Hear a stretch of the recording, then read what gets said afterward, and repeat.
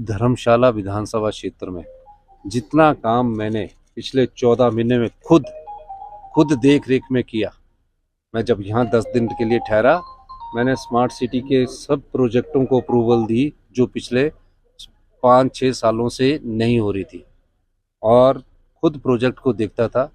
ये जो बिका हुआ विधायक धर्मशाला के हैं, ये तो आते ही बहुत कम थे, विधानसभा भी बहुत कम, घर के पास विधानसभा बहुत समय अटेंड करते थे।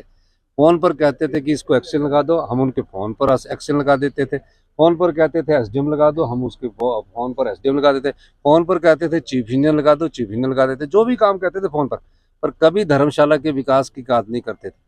मैंने कहा कि हमने कांगड़ा को टूरिज्म कैपिटल डिक्लेयर किया, धर्मशाला में मैं और सुंदर सुंदर पार्क बनाना चाहता हूँ, कभी नहीं कहा। और आज ये इस बात को लेकर आप उनसे सवाल पूछो कि धर्मशाला के लोगों ने 5 साल के लिए कांग्रेस का प्रत्याशी चुनकर भेजा था, हाथ का निशान लेकर भेजा था। इतना बड़ा व्यक्तित्व नहीं है उनका। अगर उनका अपना व्यक्तित्व होता तो फिर वो बीजेपी जिनके द्वारा वो खरीदे गए हैं, 1 महीना प्रदेश से बाहर नहीं रहते। भाई चलो, राज्यसभा में आपकी नाराजगी मेरे साथ हो सकती थी, आप राज्यसभा में आपने खिलाफ वोट डाल दिया, लेकिन राज्यसभा में खिलाफ वोट डालने के कारण डिस्क्वालिफिकेशन नहीं होती है। फिर अगले दिन वो पंचकुला चले गए क्योंकि किश्त आधी मिल रही होती। जब आप बताओ पंचकुला क्यों गए? आप रह जाते, कोई करता। आप विधायक है 6 पंचकुला के। चलो, फिर पंचकुला के बाद फिर अगले दिन हेलीकॉप्टर में आए। 1 हेलीकॉप्टर आया, 2 हेलीकॉप्टर आए, सीआरपीएफ वाले आए। तो भारतीय जनता पार्टी जी ने जो ऑपरेशन लोटस किया वो महाराष्ट्र में सफल हो गया, कर्नाटका में सफल हो गया, और दिल्ली में भी केजरीवाल को बेचारे को सफल करने की कोशिश कर रहे हैं, लेकिन यहाँ उनका सफल नहीं हुआ। फिर प्रदेश की बाउंड्री में अंदर आने की हिम्मत नहीं हुई, क्योंकि चोरी की है तो डर तो लगता ही है। किसने रोका था? फिर कभी ऋषिकेश घूमते रहे, कभी गुड़गांव गए, कभी पंचकुला गए, और 1 महीने बाद आए कि हमें तो भारतीय जनता पार्टी ने टिकट दे दिया है। अब भारतीय जनता पार्टी के कार्यकर्ताओं की तरह कह रहे हैं कि तुम हमारे साथ चलो।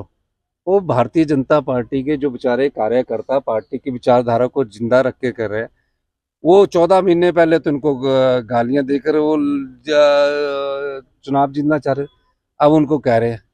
पर मैं कहना चाहूंगा कि बहुत पैसा है, अब सुर्खी बिंदी के साथ का रेट ज्यादा बढ़ा देना, ये जनता का पैसा है, ये जनता को मिलना चाहिए। जब ये पैसे बांटेंगे तो इनसे पैसे भी लेना, और पैसे कम देंगे तो बोलना ज्यादा दे, क्योंकि राजनीतिक रूप से जिस प्रकार की ये बात करते हैं। और ये भी कहना है इनको कि जब जनता के वोट से चुनकर जो सरकार बनती है, और जिसमें मैं एक आम परिवार से उठकर मुख्यमंत्री बना, उनकी इतना आदर सम्मान किया, लेकिन इन्होंने उस आदर सम्मान की कदर नहीं की।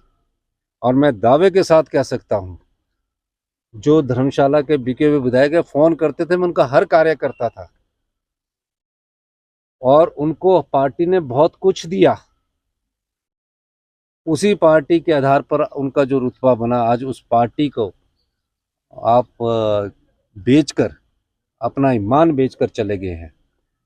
ये लड़ाई लोकतंत्र को बचाने की है। जो पैसे के दम पर कुर्सी हथियाना चाहते हैं, उनको सबक सिखाने की है, और जो जनता के वोट की कदर नहीं करते, उनको सबक सिखाने की है। इस लोकसभा में जो भारतीय जनता पार्टी ने राज्यसभा की सीट चुराई है, इसका मुकाबला सरकारें नहीं कर सकती, इसका मुकाबला आम जनता करती है, जनता का बल करता है।